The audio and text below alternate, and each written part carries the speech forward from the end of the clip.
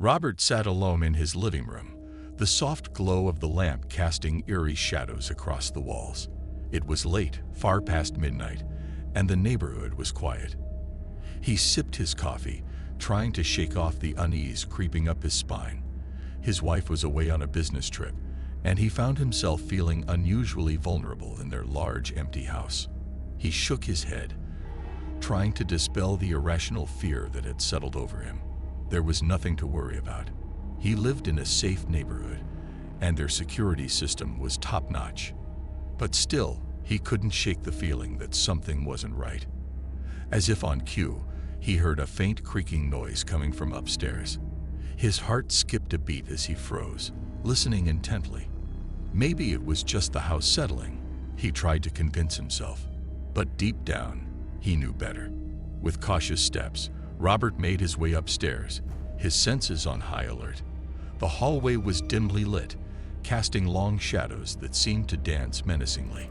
He reached the top of the stairs and peered down the hallway, his breath catching in his throat. There, at the end of the hallway, he saw it, a figure silhouetted against the faint moonlight filtering in through the window. Panic surged through him as he realized he wasn't alone in the house. Heart pounding, Robert dashed back downstairs, his mind racing. He needed to call the police, but his phone was upstairs, in the bedroom. With trembling hands, he reached for the landline on the wall, praying that whoever, or whatever, was in his house hadn't cut the line. As he dialed 911, he heard the sound of footsteps echoing down the stairs behind him. His blood ran cold as he realized he was trapped, with nowhere to run, and no one to help him. The operator answered, and Robert struggled to find his voice, his words tumbling out in a frantic rush as he pleaded for help. But before he could finish, a hand clamped down on his shoulder, sending a shockwave of terror coursing through him.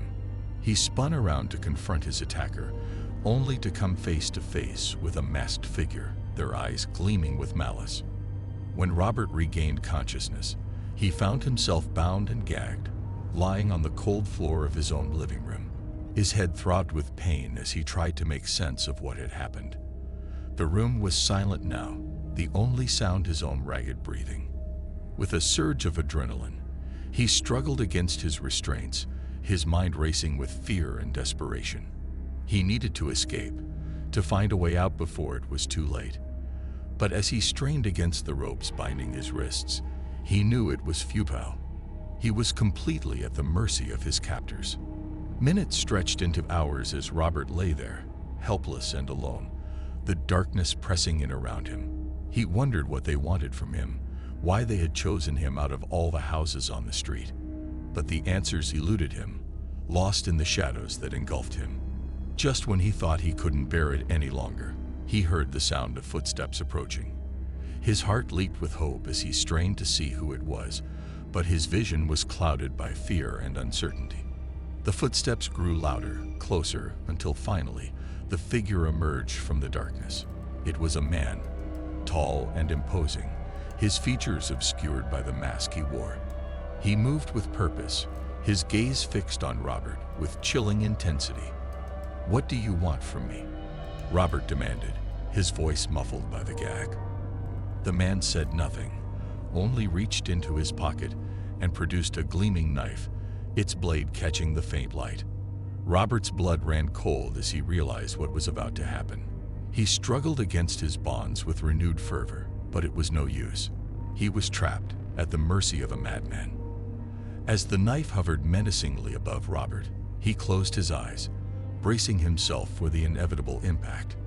But just as the blade began its descent, there was a sudden crash from the front door, followed by the sound of shouting and commotion. The masked man froze, his attention diverted by the unexpected intrusion. In that split second of distraction, Robert seized the opportunity. With a burst of adrenaline, he kicked out wildly, catching the man off guard and sending him stumbling backward. As the man struggled to regain his balance, Robert wriggled free from his bindings, his heart pounding with newfound determination. Ignoring the pain in his wrists, he scrambled to his feet and made a break for the door, desperate to escape the nightmare that had consumed him. But before he could reach safety, a second figure emerged from the shadows, blocking his path. This one was smaller, more agile, and just as menacing as the first. With a sinking feeling, Robert realized that he wasn't out of danger yet. With no other choice, he fought back with everything he had, channeling his fear and desperation into a fierce determination to survive. Blow after blow was exchanged as the struggle intensified, the sounds of their struggle echoing through the empty house. Just when it seemed like all hope was lost, the sound of approaching sirens filled the air, growing louder and louder with each passing second. Help had finally arrived, in the form of flashing lights and uniformed officers bursting through the door. Caught off guard by the sudden arrival of the police, the masked intruders hesitated, their resolve faltering in the face of overwhelming force. In the chaos that ensued, Robert seized his chance, breaking free from his assailants and stumbling out into the safety of the night. As he collapsed onto the pavement, gasping for breath, he knew that he had narrowly escaped a fate worse than death. But as he looked back at the house, now surrounded by flashing lights and yellow tape, he couldn't shake the feeling that the nightmare was far from over. Kenny stood in his dimly lit living room, the only source of light emanating from the flickering television screen. It was another mundane evening in his suburban home, the kind where time seemed to stretch endlessly into the night. He reclined on his worn-out couch, the remote control slipping from his grasp, as exhaustion crept over him.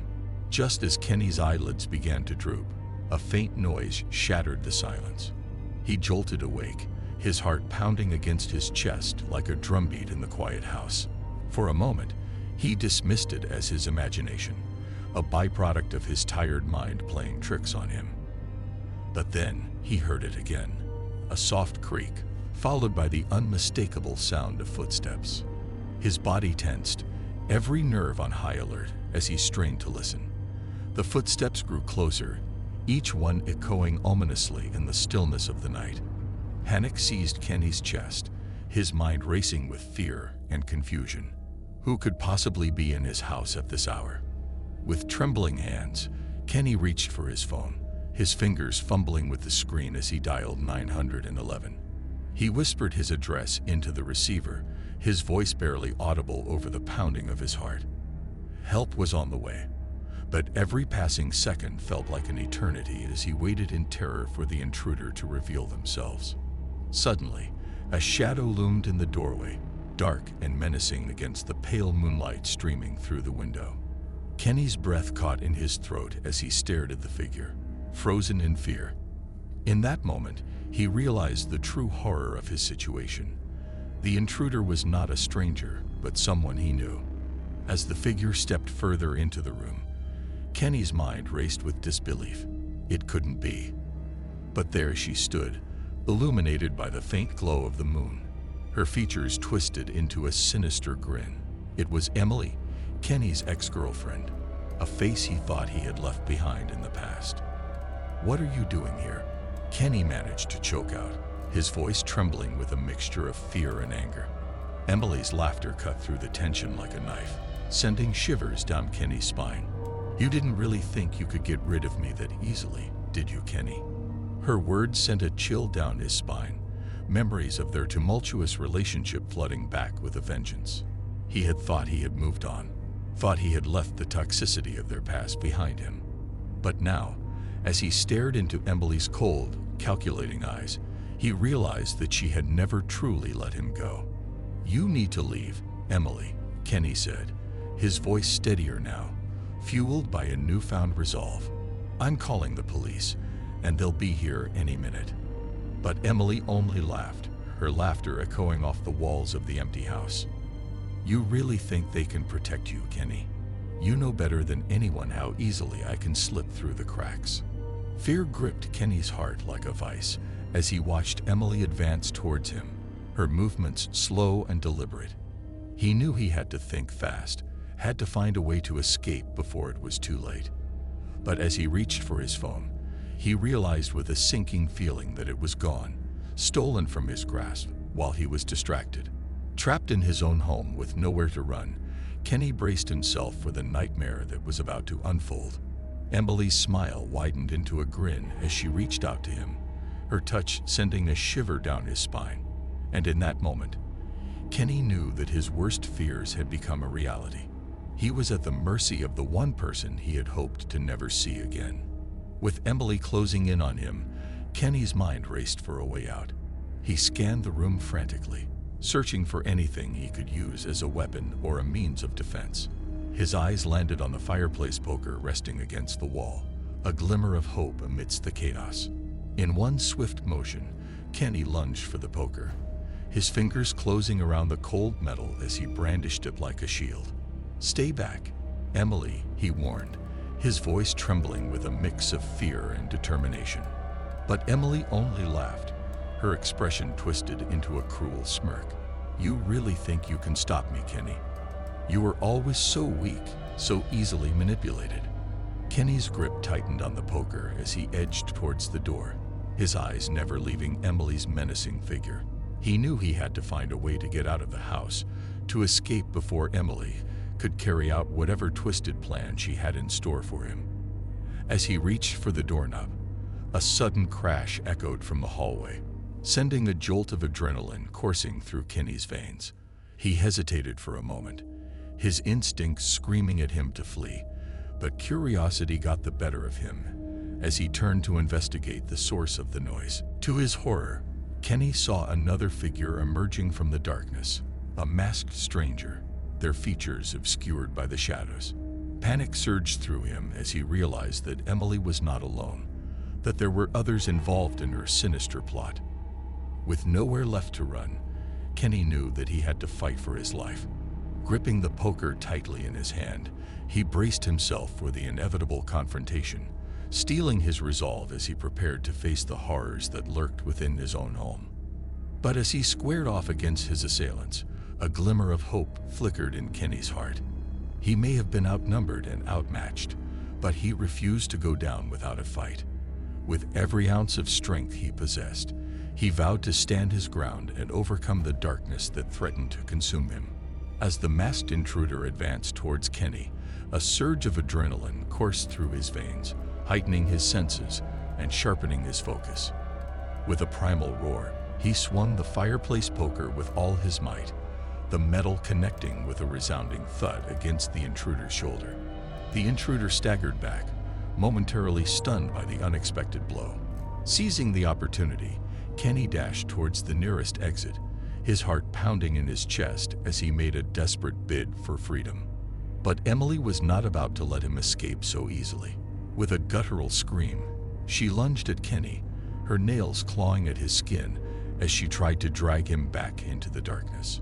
Kenny fought back with every ounce of strength he possessed, his mind ablaze with a single driving thought: to survive at any cost. In the chaos that ensued, Kenny's training as a martial artist kicked in, instinct guiding his movements as he grappled with his attackers. Blow after blow rained down, each one fueled by a fierce determination to reclaim control of his own destiny. As the struggle reached its climax, the sound of approaching sirens pierced the night air, a beacon of hope in the darkness. With renewed vigor, Kenny fought off his assailants, his movements fueled by the promise of salvation that lay just beyond his reach. And then, finally, it was over. The police burst through the door, their flashlights cutting through the shadows as they swept the room for any sign of danger.